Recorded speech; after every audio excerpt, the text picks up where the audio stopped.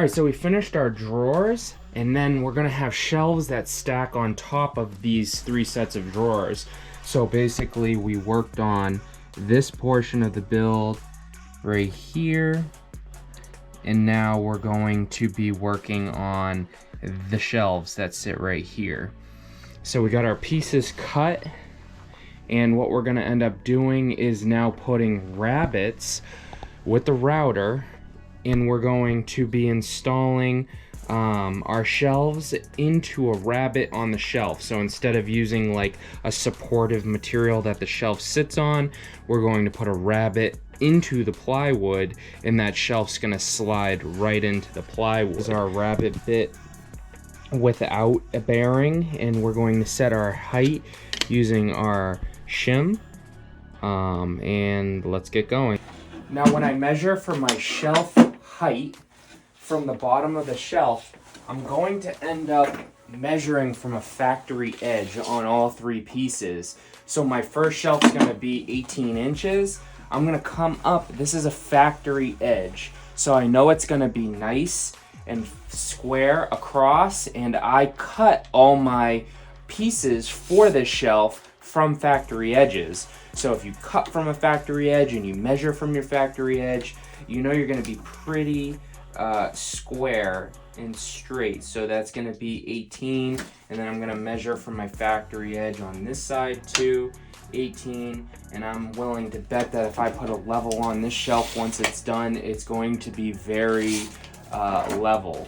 And then my next shelf is going to be 36 3/4 here, 36 3/4. So from the blade to the edge of my router is 2 3/8, so I measure my 2 3/8. I'm gonna put my speed square. The speed square is extra big so that I can use it as a straight edge to follow longer pieces of wood, so it ends up working out really well. And then what I'm gonna do is clamp this piece down. I'm gonna put a clamp here so the speed square doesn't move that way either. And 9 times out of 10, my clamps get in the way of my router, but hopefully that's not an issue. So let's see how it goes. My cut is gonna be here, a 3/4 inch wide rabbet that's set for 1/4 inch deep on the router's depth, and then I use my shim to set my 1/4 inch, and I'm going to start right here and just pull towards my body and create my 1/4 inch channel.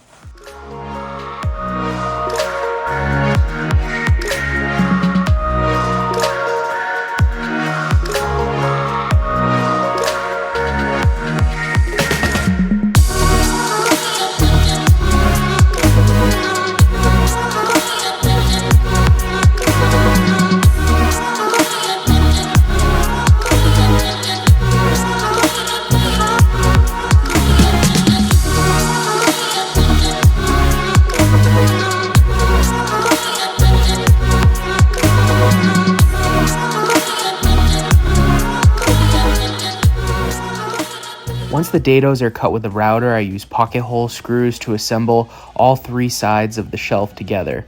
For assembling cabinets, pocket holes are fast and easy, and then when you apply some wood glue, after everything's together, it's pretty much permanent.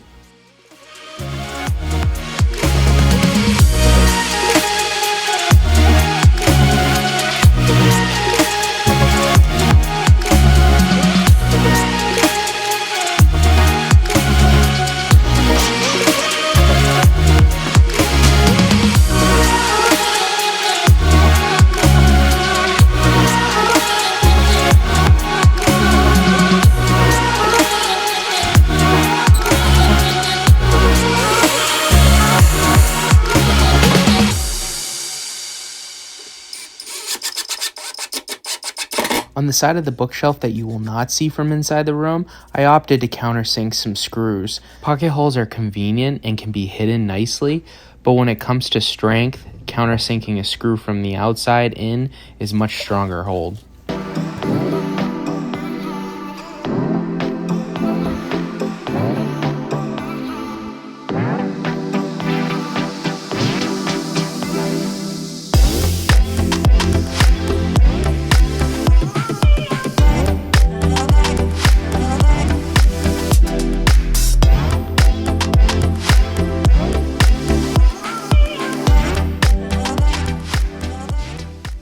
these are going to be glued up, so I'm going to put these into my clamps first. And because I only have 3 parallel clamps, what I'm going to do is I'm going to put them in and glue these 2 up, and I'm also going to do the other shelf in the same glue up, but I'm not going to put any glue down the center. I'm going to put my sacrificial pieces in between the clamps because I do not want to clamp on wood. I've had way too many issues in the past where these clamps dig into the wood, and that's when you're really cranking them. Because this wood goes together so nice, I really am not tightening these clamps really tight because that puts stress in the wood that's just not needed. I'm also going to inset these clamps a little bit so I can get a straight bar across. And you saw me do the straight bar before on the last glue up, but what I can do, because it's a little bit smaller of a glue up, is I can have 1 bar on the top and 1 bar on the bottom, and that's gonna really straighten these things out and keep them from twisting, which will work out nice. Okay, so here is the glue up, the 3 parallel clamps, and then I have my rails on either side. The rails are to keep it from twisting, with the clamps holding it straight, so that should be nice and flat, and then the parallel clamps are doing the squeezing together. I didn't tighten those crazy tight because I don't want to put stress that's not needed into this glue up. Another thing that I did was, you can see the wood grain. I matched the wood grain from piece to piece on that first shelf and piece to piece on the second shelf, so after that glue line sanded down, those 2 pieces, those 2 shelves should look like one, and you'll probably never be able to tell that that was glue up of 2 different pieces on each shelf.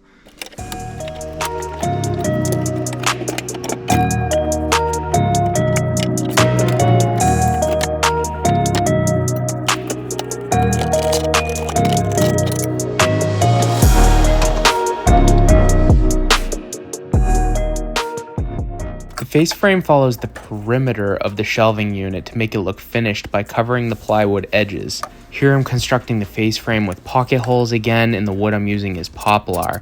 You can construct your face frame however you want. Here I have a very slim face frame, but depending on what the look you're going for, you can make the face frame overhang further or have different sorts of reveals. It's really up to you and the design that you're looking for.